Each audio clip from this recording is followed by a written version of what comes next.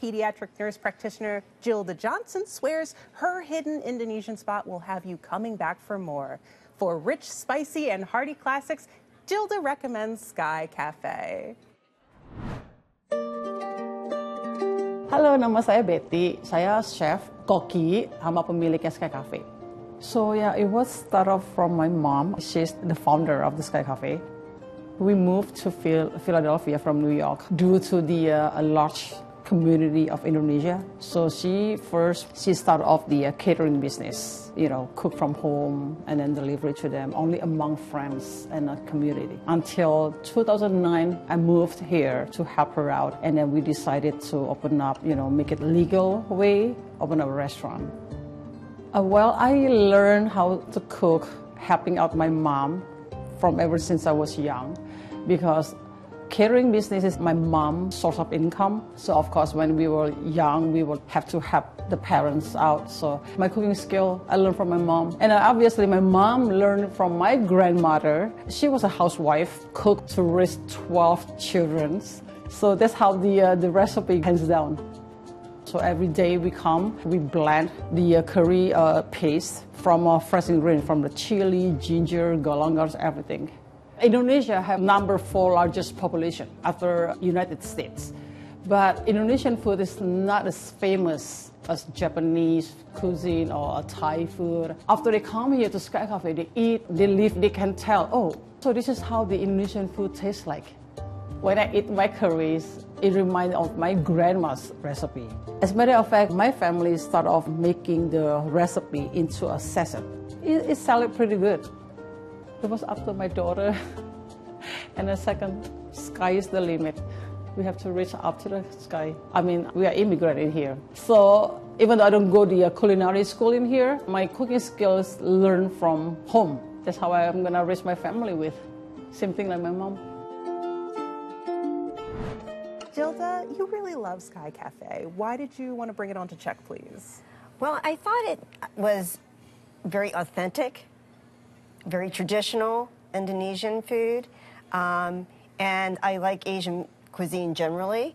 I think Indonesian food is less well known, so I was introduced to this restaurant by a friend, and I really enjoyed all the dishes. And this last time around, you started off with the gado salad? Yes, very tasty, a little bit on the sweet side with the peanut sauce. Mm-hmm. It also had tofu, tempeh, vegetables, and just a really nice, delicious, sharp taste to it. And I had guests with me who also said, oh, this salad is wonderful. I'm not a big salad person, but I really enjoyed the flavor. A friend and I started with a couple of appetizers. We got the gado as well, which really did have a tang to it. It had some fermented something in it that I couldn't identify, but was very flavorful. Yeah. The standout for me was the crab meat noodle soup, which was really sweet and tangy at the same time. A couple of the dishes, there must be some staples to the Indonesian diet, certainly something fermented and peanuts and lemongrass, and they showed up in a lot of the dishes, but nothing tasted like something else. They all had a very unique profile, which was really exciting. So I had the shrimp fried rice with sate bean, which is it's called the stink bean. Yes. Because it has a bit of a bitter taste to it, but not really so bitter that it's hard to taste. But it was a nice contrast to the sweet peanut flavor that was also in the dish. It had some vegetables in it and had the egg in it. They do a lot of fried eggs. I don't know if anyone else noticed that. Yes. So it was quite flavorful, very delightful. We ended up with the beef short ribs, which were phenomenal. That was my favorite.